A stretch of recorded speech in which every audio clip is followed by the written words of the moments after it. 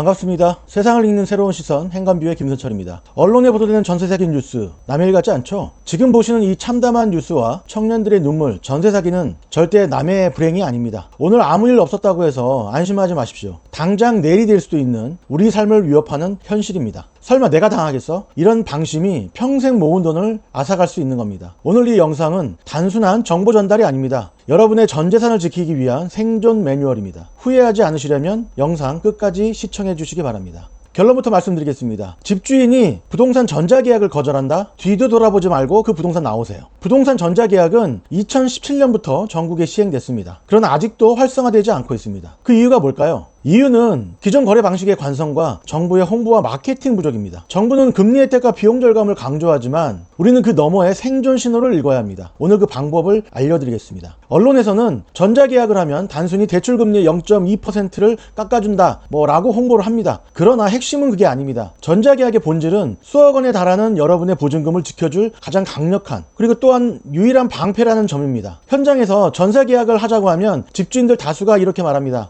나이가 먹어서 기계 다루기 힘들다, 복잡하다, 하던 대로 하자. 자, 여기서 합리적인 의심을 한번 해봅시다. 요즘 어르신들 스마트폰으로 주식도 하고 손주한테 송금도 다 하십니다. 그런데 전자계약만 어렵다? 이건 귀찮음의 문제가 아니죠. 종이계약서 뒤에 숨기고 싶은 무언가가 있다는 의심이 들 수밖에 없는 겁니다. 이 상황을 경제학에서는 레몬 시장 이론으로 설명할 수 있습니다. 노벨 경제학상을 받은 조지 에커로프가 증명을 했죠. 자, 레몬은 겉은 노랗고 예쁜데 먹으면 셔서 못 먹는 과일, 즉 겉만 멀쩡한 불량품을 비유하는 겁니다. 중고차 시장으로 예를 들어보죠. 중고차 시장처럼 파는 사람은 차의 결함을 다 아는데 사는 사람은 내용을 잘 모를 때 시장에는 결국 사기꾼과 불량품, 즉 레몬만 남게 된다는 이론입니다. 부동산 시장이 바로 이 레몬 시장으로 설명할 수 있는 거죠. 완벽하게 기울어진 운동장인 거죠. 집주인은 빚이 얼마인지, 세금은 체납했는지, 집에 하자가 있었는지 다 압니다. 반면에 여러분들은 어떤가요? 여러분이 가진 건 달랑 등기부 등본 한 장뿐이죠. 이런 정보 비대칭 속에서 사기는 운이 나빠서 당하는 게 아닙니다. 구조적으로 당할 수밖에 없는 게임인 거죠. 자, 그럼 이 판을 어떻게 뒤집느냐? 여기서 신호이론으로 설명을 드려보겠습니다. 신호이론은 조지 에커로프와 함께 노벨 경제학상을 받은 마이클 스펜스의 이론입니다. 시장에는 늘 고능력자, 저능력자 또는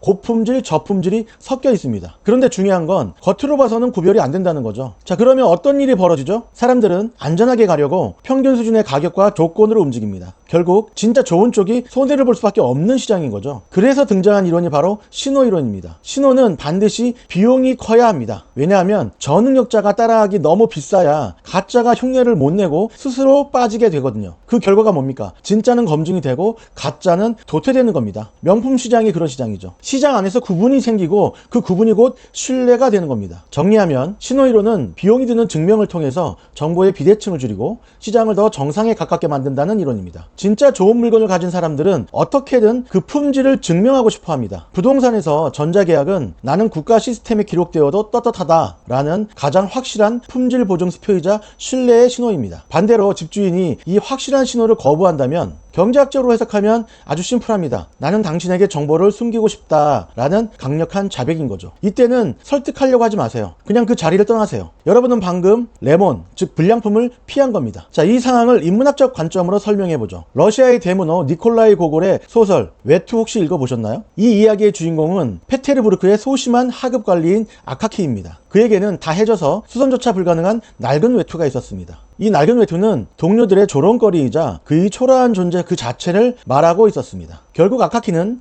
뼈를 깎는 절약 끝에 털깃이 달린 멋진 새 외투를 장만합니다. 그에게 새 외투는 단순한 옷이 아니라 꿈이자 욕망의 실현이었죠. 생애 최고의 환희를 느꼈습니다. 그러나 그 기쁨도 잠시 퇴근길 어두운 골목에서 강도에게 그 외투를 빼앗기고 맙니다. 아카키는 외투를 찾기 위해서 권위적인 고위 관료인 유력한 인사를 찾아가서 부탁을 하지만 매몰차게 거절당합니다. 그 이후 아카키는 절망과 열병 속에 쓸쓸히 죽어가게 되죠. 하지만 소설은 여기서 끝나지 않습니다. 아카키가 유령이 되어 나타나서 페테르부르크 사람들의 외투를 빼앗기 시작하는 거죠. 가난한 주인공 아카키가 밥을 굶어가며 장만한 생애 첫 새 외투. 러시아의 살인적인 추위 속에서 그 외투는 단순한 옷이 아니라 그를 지켜줄 유일한 수단이자 생존 그 자체였습니다. 저는 우리 2030 청년들에게 전세보증금이 바로 이 외투라고 생각합니다. 돈이 아닙니다. 차가운 자본주의 세상에서 나를 보호해주는 유일한 생존의 껍질입니다. 이것이 무너지면 단순히 자산이 줄어드는 게 아니라 삶의 기반 자체가 무너지는 느낌이 들 겁니다. 소설 속 아카키는 외투를 뺏기고 추위가 아닌 상실감과 세상의 무관심 때문에 죽는 겁니다. 전세 사기도 마찬가지입니다. 이건 단순한 금융사고가 아니라 한 청년의 미래와 영혼을 파괴하는 명백한 사회적 살인이라고 해도 과언이 아닐 수 있습니다. 그래서 우리는 목숨을 걸고 이 외투를 지켜야 하는 것입니다. 자, 다시 현실로 돌아와서 정부가 전자계약을 하라는 진짜 이유가 뭘까요? 편리함 뒤에 숨겨진 행간비는 바로 투명성과 세금입니다. 전자계약을 하면 국세청 시스템에 모든 게 자동 연동됩니다. 즉 탈세가 불가능해지죠. 이걸 거부하는 집주인은 10중 8구 세금 문제나 떳떳하지 못한 무언가가 있다라는 것이죠. 자, 이제 실전 팁입니다. 부동산 문 열고 들어가서 선언하세요. 사장님, 저는 전자계약 기능집만 보여주세요. 자, 이 한마디가 여러분을 만만한 사회 초년생에서 까다롭고 스마트한 고객으로 바꿔줄 겁니다. 사기꾼들은 알아서 여러분을 피할 수밖에 없죠. 자, 그래도 집주인이 싫은 티를 낸다. 그러면 은행 핑계를 대세요.